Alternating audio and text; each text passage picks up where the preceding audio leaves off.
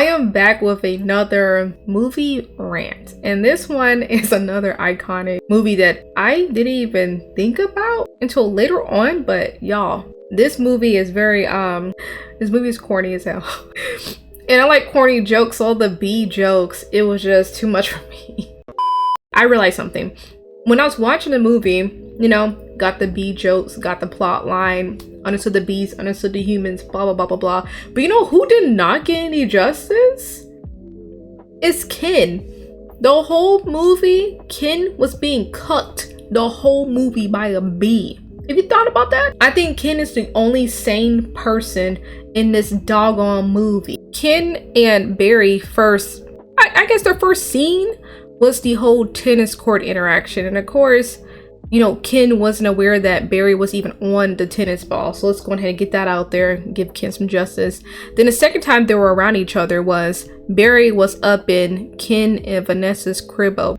And Barry got to see the family dynamic with Vanessa's kids and Ken, you know, trying to be relatable, trying, you know, have some dialogue, have some conversation. At least homie tried. The next scene with Ken and Barry was that Barry ended up on a nacho with guacamole on it, and one of the kids, he was about to eat the darn chip with Barry on it, and Ken spotted it. The kids freaked out, Ken freaked out, and Ken was trying to kill the bee. Vanessa, and kind of find out she could hear it talk, and she trying to let the bee know the ways of the world, and she gave the bee hospitality, too much hospitality in my liking, because girl, homie, what y'all got going home? Like, he paying pills around here? But Ken came home from a, you know, long hard day, and she went ahead and said she gonna heat up this ninja's food. Her and Barry was having a good old time, and that meant that Ken was interrupting her and Barry's alone time. Like, Ken, dang, justice for you, homie. Ken had a heart to heart, pretty much telling him that he know what he doing and he's on to him and back up off his chick.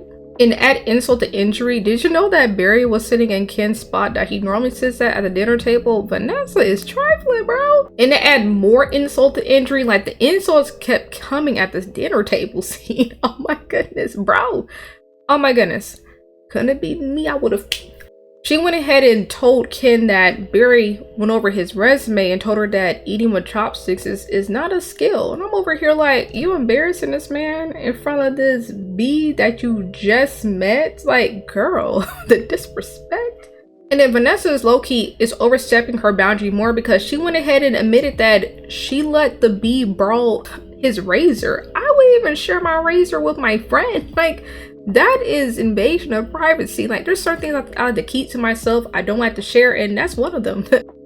I understand why Ken went ahead and, you know, popped up on Barry, washed his hands in the bathroom, try to swat him with a magazine, try to flame him on a barbecue, try to spray him with some shower water, somehow got him in the toilet and was about to flush him, failed at that, and then he got the toilet bowl cleaner and was gonna whack that ass until Vanessa came and saved him. Of course, after her almost witnessing Barry going to the great beyond, you get it, great beyond, okay, I'm stop. She had enough, so she went ahead and confronted Ken and told her this. She told him this. He happens to be the nicest bee I've met in a long time. Long time? What are you talking about? Are there other bugs in your life? No, but there are other things bugging me in life, and you're one of them.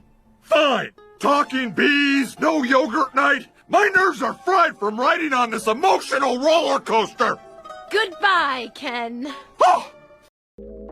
Is she freaking crazy? So pretty much they went ahead and ended things, and she decided to give Barry more time and attention. And he got a point, you know, they probably had a good routine about the yogurt night, you know, her talking to bees. This is a lot for him. And you know, she's changing and she's getting close to this bee. It's getting kind of weird, buddy. And I'm on his side, bro. Like, girl. Vanessa went ahead and built a stronger relationship with Barry. They went ahead and courted, you know. Of course, went through some trials and tribulations, but of course they overcame them. And then eventually towards the end, they ended up with each other. And then to add insult to injury some more for the last time is that Ken walked up on the Vanessa and Barry shop had a whole freaking storefront store, and pretty much Kim was like, this bee's living my life, and he is. He went and got booted out, got replaced by a bee. Bee stole his girl, and look, I understand the anger and rage and how he's a little bit cuckoo now from this bee wrecking his whole freaking life. That's so crazy. And Vanessa, girl, I'm watching you, and I hope Barry cheats on you with another bee. How about that? You know what? I hope it gets a little bit, you know, serious, and I hope he go finds another girl, another human girl,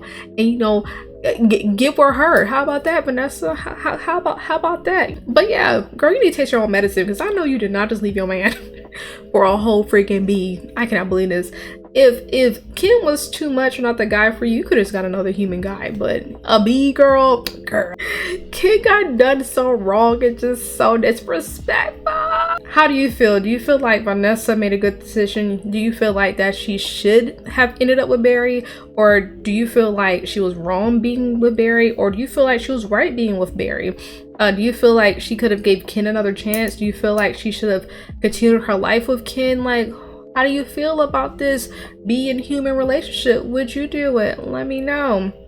I'm out.